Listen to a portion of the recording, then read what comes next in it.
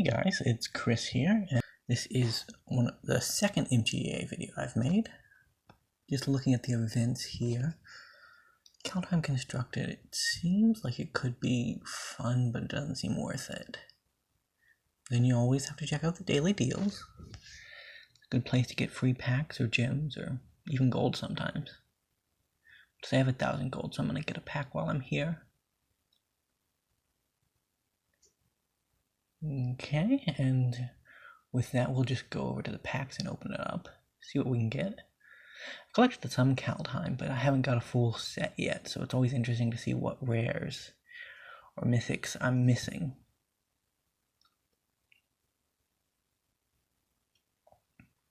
Now in this particular pack, I ended up getting one of the memeiest cards from the entire set, which, as you can probably guess, is good old Tybalt's Trickery. It's causing a lot of problems if we're in Modern, but here on Mtga it doesn't seem like too much of a problem for competitive playing. It's really annoying to run into, though. My first video was about Sultai Infect, or Sultai Poison. Still got up in the queue. But today we're going to be doing something a little different. We are going to actually play a bit of elfball, if I can find it. There it was. Now, before we get into the games, I just want to talk a little bit about the series and the deck. The series is Mtga Misplays, and the goal is to basically play 3 games and see if we can win. All 3 of the games. We probably won't, but I am very lucky, so we may actually be able to win 3 games with an elfball deck. Historic has a lot of really good wraths, so it's unlikely that we will play 3 games and not run into at least one deck capable of blowing us out. But you never know. We could go the cool clean sweep. Now this here is the deck, mainly made of things I opened. I haven't really put much time into it because with the 2 Crater Hoofs and a lot of the mana dorks, the deck pretty much runs itself. About to say, I accidentally clicked something out of the deck, which I have no clue what it was, but we will hopefully figure it out. About to say, I think at this point I end up putting in just a 4th Beast Whisper, because you can never have enough card draw, especially in mono green. Green's been getting good at card draw, so Beast Whisper may be a bit behind the times, but he's a really good card draw engine when you're a heavy creature deck. So this here is our first match. This match was a lot more interesting than I expected it to be.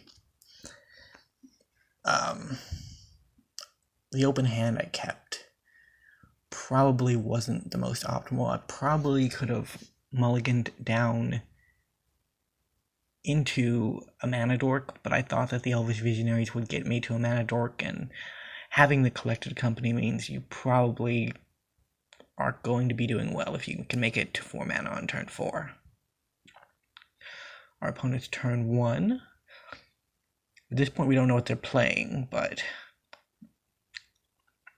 it does seem like it could be some kind of control. There's a lot of blue-black style control decks.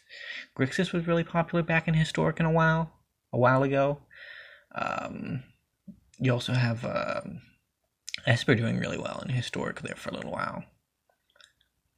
But this series isn't about good magic. We're about bad magic. So we're playing our elves, and we're hoping that we don't run into anything that can actually stop us.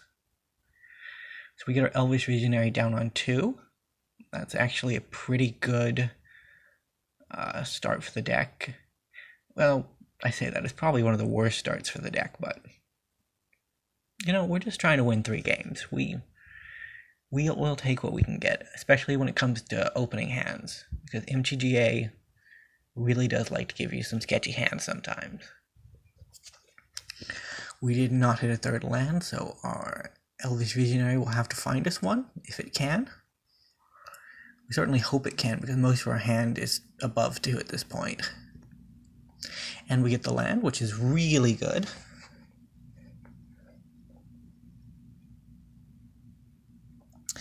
Now at this point we have our 2 Elvish Visionaries down.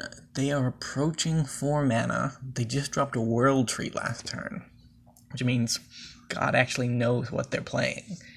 They could be on 5-color good stuff.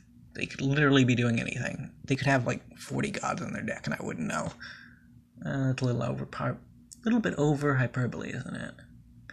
But our opponent does show us a mountain, so we know that they at least have 3 colors of mana in their deck. 4 colors of mana. What am I talking about? So they offer us the trigger of this card, whose Atreus I think his name is, but I don't know offhand. I see the board wipe and the counterspell. However, Extinction Event's a little bit more situational against our deck, although it's kind of bad on this board state, so I put it in the hidden pal. I was hoping that they'd grab the counterspell and try to stop us from doing something like Craterhoof later on, but it pretty much always is the right choice to get the 2 pal with Atreus. Even if it's 2 lands, you've drawn 2 cards for 4 mana and you get a 3/2 body blocker. That's pretty good. I draw a second Leyline of Abundance. Not really what I wanted to see, but, we do what we can. So we play our Elvish Archdruid, which is a really good mana dork if he doesn't die immediately. And because he has 2 toughness, he tends to die immediately. But, on the off chance they don't answer him, we're going to have a really good turn.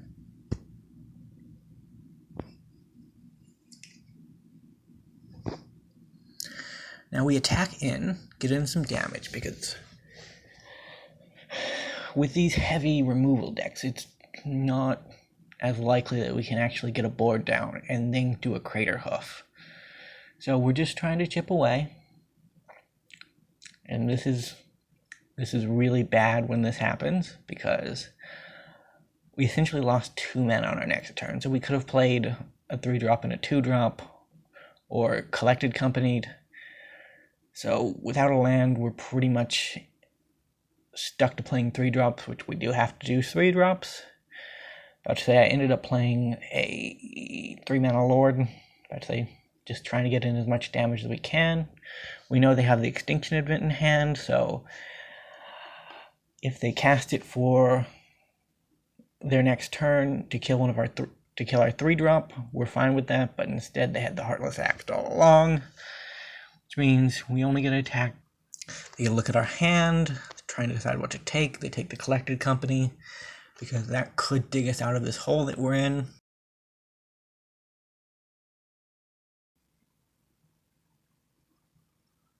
We are on the losing end of this battle at this point in the match. And there comes Velki. He's a really cool card. Not cool for us though, because he's going to take our Craterhoof, and that pretty much means we're going to lose if something doesn't change very quickly. With Velki on the board, we don't have a lot of options. I would say we decide to go with playing the Steel Leaf Champion, because that will provide us the most damage over the next few turns.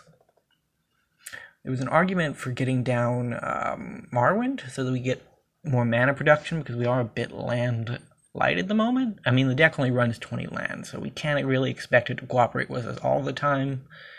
But that's what we have our dorks for, so that we don't need it to. But unfortunately for us, we can't really play our dorks and use them as mana while we're trying to take down our opponent's life total. So we have to choose, and damage is probably the best. Our yard gets exiled against mono green elfball. That really doesn't matter. They actually shock in for the Shark Typhoon, which is really bad. The game is slowly but surely slipping away from us. because if we have no way to answer the Shark Typhoon in the main deck. And because we're playing best of one, that means it's going to stick around. So at this point, we play Marwyn because we have to get mana production up. As soon as these sharks coming out, we're going to lose the ability to attack in. But we can still attack in at the moment, so we're going to try to get in for 6. They have a World Tree mana up, which, because they have 6 lands, could be a single black. They could have that 1 mana Blood Chief's Ascension. No, not Blood Chief's Ascension. It's a 1 mana sorcery from Zendikar Rising. Name escapes me, but they could have had that. They didn't, which was lucky for us. We got in another point of damage, because at this point every little bit helps. And our situation is getting increasingly worse, because they're probably going to choose Odd. Yeah, they chose Odd. That lets them keep their board. Our board dies. Well, it goes into exile, which is worse than dying, but you know, they did their part for a bit. At this point, assuming that our opponent doesn't make any real misplays or greedy plays, we've lost the game. Because as long as they have 1 or 2 sharks back to block, we're never getting through.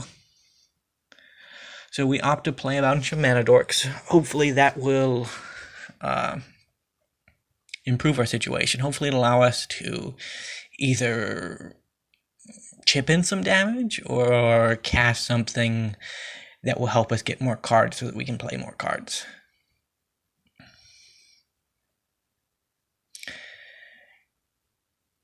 Now, this turn for our opponent, they have a commanding board position. They have 1 fewer card than us. So I guess they're just trying to get as much value out of the card they have as possible. And Torrential Gearhulk is... Gearhulk. That is a hard word to say. Gearhulk is one of those cards that is really a value play. Getting the Heartless Act back from the graveyard means that we're down one of our dorks. Luckily, they couldn't take out the Paradise Druid because it has a pseudo form of hexproof. So that's safe for another turn. So we're not like dead on board, but we're as close to dead on board as we can be. So we opt for Marwyn here. In hindsight, this line may just have been to get more mana, but it definitely also protects us from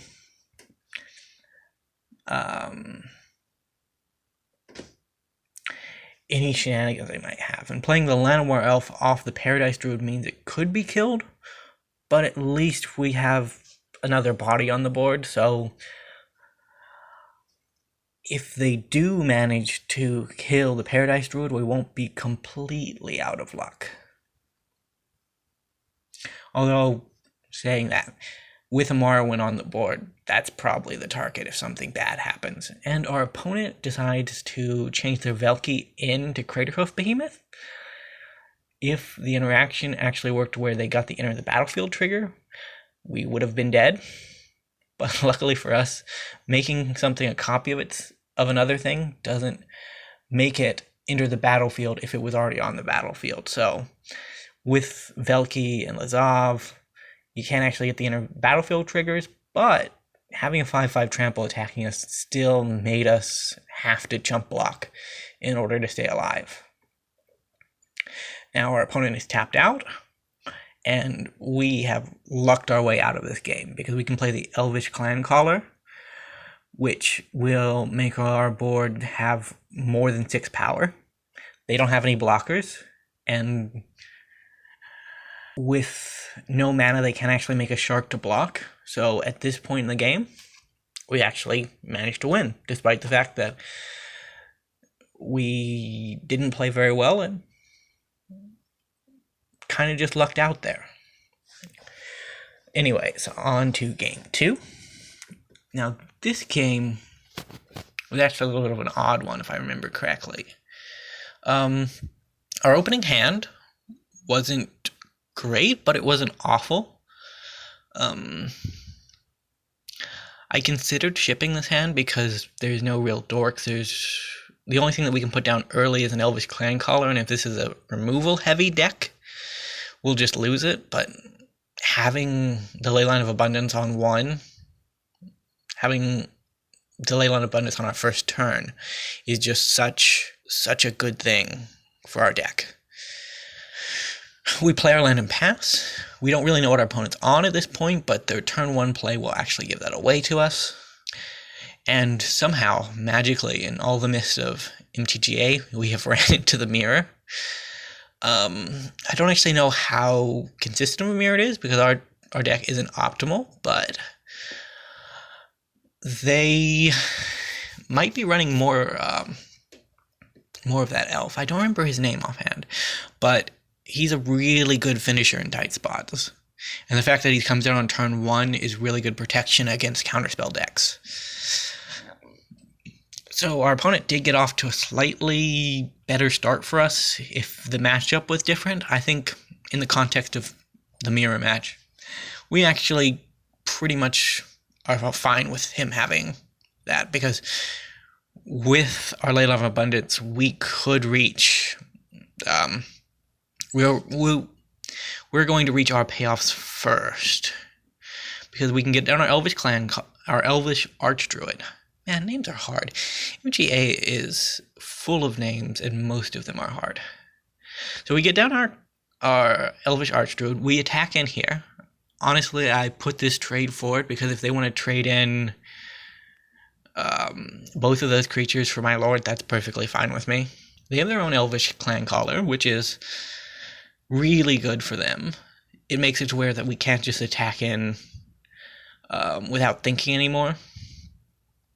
Now we go for the Beast Whisperer here, because we are much lower on cards than our opponent, and we need to set up our future land drops. We need more creatures, and the more elves we have on the board, the stronger our Elvish Archdruid is. So we ended up with some pretty good blockers on the board.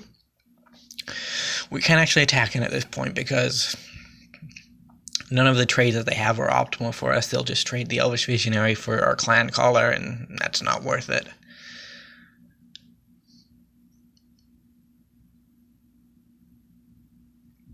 Second Elvish Clan Caller comes down. That means that, and a third Elvish Clan Caller, they have a lot of Lords. About to say they ended up, I guess they were on, with 4 mana, that's probably the best that an elf deck can do. I mean, our second Beast Whisperer will help us, but if they actually pump up their team with the Allosaurus Shepherd, we are in a very bad position, so we opt to get down another creature in the form of Fierce Empath. Fierce Empath will let us go and get ourselves a Craterhoof Behemoth, because with the Allosaurus Shepherd and the 3 pumping Lords on the field, we are not going to win we're not going to win any trades on turn 6, so we have to try to get our Craterhoof out before they can actually pump their team, because if we don't, we're going to lose.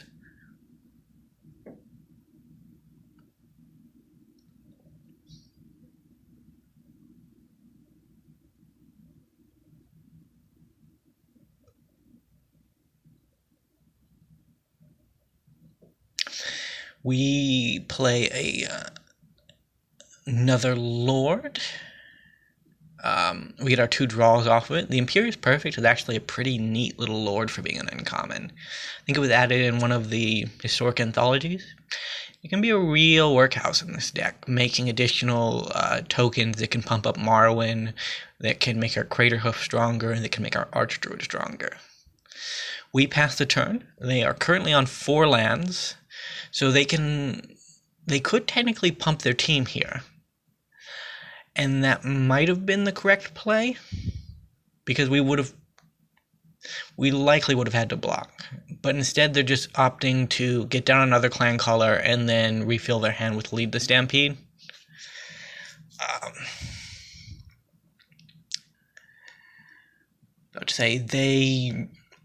I guess were trying to see if they could block their way through it. Unfortunately for them, our philosophy has and always will be that math is for blockers. So, Craterhoof right away. We're just going to swing in. I think at this point we ended up doing something like 45 damage across all of our bodies. And they ended up being just short of actually being able to block us out. So we came pretty close to losing this. That was game 2. Okay, and on to game 3. They open on a swamp. We have a forest down. We're going to go with our Castle Garenbrig there, and then we're going to get out a Paradise Druid. Paradise Druid is really good against these type of black decks. Black/red/heavy removal decks, because it has hexproof as long as it's untapped, which means if they were holding up something to deal with our turn 1 play, we would be able to avoid that because they couldn't actually target it. Now, in this case, they actually weren't holding up anything, so we end up deciding to take a pretty greedy line of just tapping fully out to get our Beast Whisperer down. In this type of matchup, they are probably running, well, with AR on the board, we pretty much know that they're running a Sacrifice deck, and Sacrifice decks tend to be really good at stopping attackers from actually doing damage, in that if you don't have Trample, like a lot of our elves don't have, they can just block and sack, and they end up doing damage with things like Blood Artist and other effects that give them value for their plays. So we end up getting down another Beast Whisperer, because at this point we are trying to outdraw our opponent. If we can draw more cards than them, we might be able to stitch together a turn where we can play the Craterhoof with enough creatures on board that we can just overrun them. That right there, Cauldron Familiar, used to be a standard thing. He is exceptionally good at blocking for a cat. Cat Oven, it was one of the banes of my existence, because I do kind of like these green demi decks, and we didn't have a lot of good tramplers back when I was playing a lot of green, like back when you had Gulta in Standard, and you had the Tintin dinosaur that cost 5 green pips of mana. Those were some good times, but the thing was that if a Cauldron Familiar came down and they had an Oven on the board, you weren't doing too good if you didn't have Gulta. Now, I have a few creatures on board. I've been drawing some cards. I get down my first Lord, which enables us to begin attacking through. I don't think I actually did attack through. I think I misplayed that because I was a little bit worried that they might just double block me out, and then I'd lose a source of card draw. But in retrospect, at this point, we've pretty much drawn enough cards that we don't need to worry about that. But, yep, like I expected, I did not attack because we were not willing to lose something. And they get down the second Blood Artist, which is really, really bad for us. Yeah, at this point they have a free sack outlet on board. The scythe really won't affect us too much, at least for the moment. Luckily for us at this point, and something I hadn't noticed at this point, was that with Castle Garenbrig, we could actually play the Craterhoof one turn early, which meant we were in a position where we could attack in and hopefully get some of the smaller things that they would have just ended up using as sacrifice fodder off the board. But even at that point, I had miscalculated, because with the Craterhoof and the 6 creatures on board, we have lethal, or we ideally have lethal.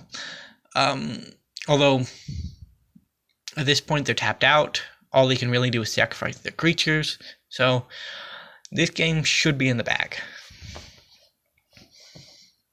So we attack.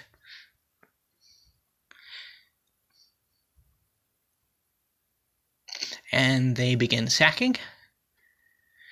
First, they're going to sack all the creatures that aren't Blood Artist, so that they can get the double pings.